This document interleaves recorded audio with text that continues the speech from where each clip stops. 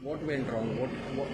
What was the issue actually? Now see, our issue was only about the noise pollution, the loud music which was being played by the restaurant, which is right opposite to us. It's Purple Martin's restaurant. They have recently started it, and they play very loud music every evening. They start from 5 o'clock till 12, depending upon their crowd they are there.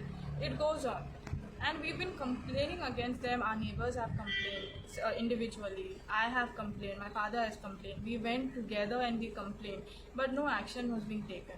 Then we approached the higher authorities. We put applications in noise pollution, deputy collector, Mapsa police, DYSP, Anjuna police station, our sarpanch. But still there was no action was being taken. And we were really fed up because no one was listening to us. And they had already told us that, we have influences.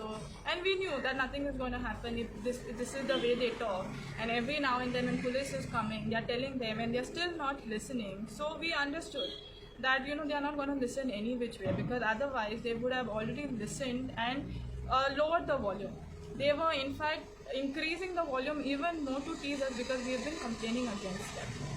So there were so many days where it was like unbearable.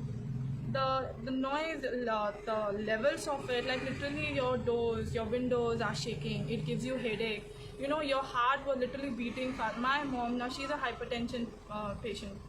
So she was just lying down, and suddenly when the music started, she was like, my heart, something is happening, it's just pumping hard. So it was that effect which was affecting. I am working from home. My work only starts in the evening. How am I supposed to concentrate when there's so loud music going on at the background? So the last resort, what we thought was, we'll include media, because we read about the noise pollution on the newspapers. It came on Herald. So we said, we'll ask them, since they're already aware and this has come on the newspaper, that they will take action. And since here what we have applied and no action has been taken, we'll contact them and we'll ask if they can help us and publish this on the newspaper so that the others are aware about it. That is when then I called Asmita and I told her this is the problem. So she said, okay, and when can we come? I asked her as early as possible. So she said, we can come in the evening. I said, okay. And then she called, we coordinated, and they came in the evening. We, all the villagers were gathered over there, and we gave a statement, like whatever we had to tell, all the problems. We explained it to her. She took the videos, all the applications also, we showed it to them. And then Sai Prasad, he came, he also asked us, and he took some pictures and videos of the Purple Martin. Then they finished all their work, asking us everything, and they were leaving. So Asmita left first, and then he was leaving. So Asmita went by, and then they stopped him.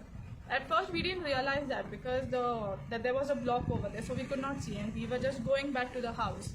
So then the loud noises started coming. Are आमी तुका पळयतलें, आमी तुका वळखता, तू कहो घालताय, आमी पळयतलें, तू कहो घालतलो तें पळोवया. So then we turned back to see what has happened. So then we saw that they have stopped his bike and they are threatening him.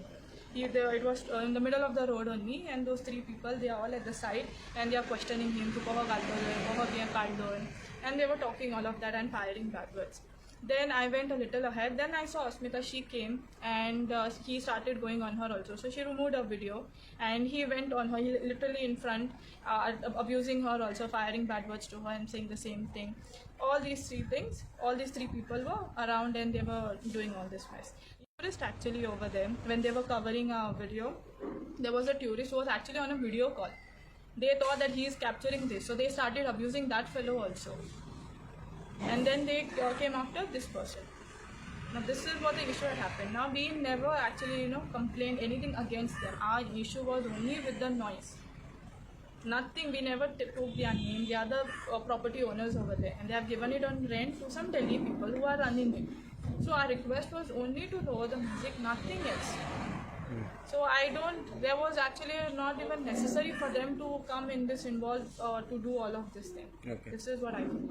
Okay, how do you take an attack on a journalist who is on duty, and today you came in support also, you recorded your statement also. So what do you have to say on attack on journalists? Now see, we were the ones who actually called them because we knew that if they could come and cover a story, then it would reach to people, because that is what they are doing.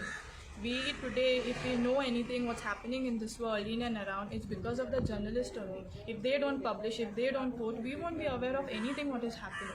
So our trust was in them for this purpose, that we knew that they would help us in some way. So we called them. Now they are on duty, they are only doing their work. We have called them. And that is absolutely not tolerable. Now they have not even come and questioned you or attacked you or somehow put you in a shame. They were even doing their duty. So I don't think anybody has any right to abuse any reporter on duty or even otherwise to act this way. That is absolutely wrong. It's not acceptable for anybody. It is their duty, and I don't think anybody can stop them from doing their duty. It's part of their job role. That is what they are doing. They were not doing anything wrong.